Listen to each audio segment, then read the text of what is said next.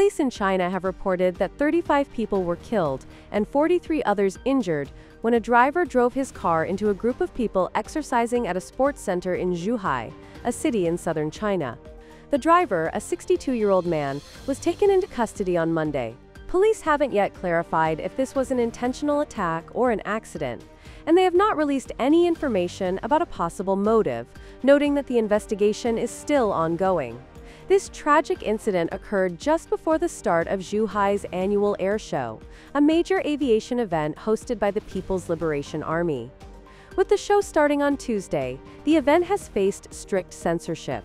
Officials have not officially confirmed any casualty numbers, although state media reported that one of the 4 hospitals treating victims said it received over 20 injured people. As authorities continue their investigation, many questions remain unanswered about the nature and cause of this incident.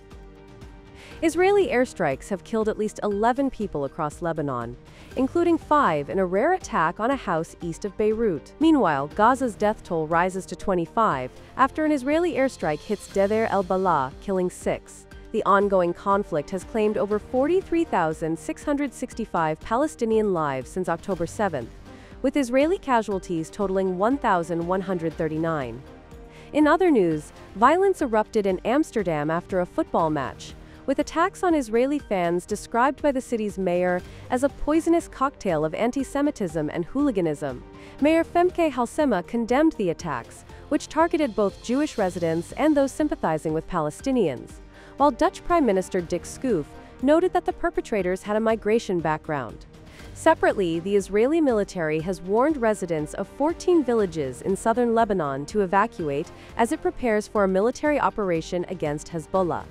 The affected villages have been urged to move north of the Awali River to ensure their safety. Meanwhile, Israel has continued pushing for aid into Gaza, aiming to meet a U.S. deadline. Prime Minister Shehbaz addressed the climate finance challenge at the World Leaders Climate Action Summit in Baku on Tuesday. He emphasized that debt should not become the acceptable new normal in climate financing. Highlighting the struggles of developing countries, the Prime Minister stressed the need for a global climate finance framework that doesn't exacerbate debt traps for vulnerable nations.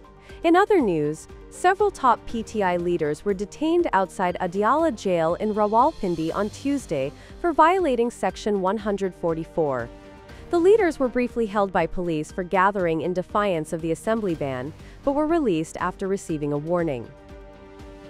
Meanwhile, in Islamabad, the IMF's Pakistan mission chief, Nathan Porter, met with Finance Minister Mohammad Aurangzeb. They discussed Pakistan's $7 billion loan performance, as the IMF mission's unscheduled visit comes months ahead of the first review under the new extended fund facility. Finally, the Pakistan Cricket Board has questioned India's refusal to participate in the Champions Trophy in Pakistan.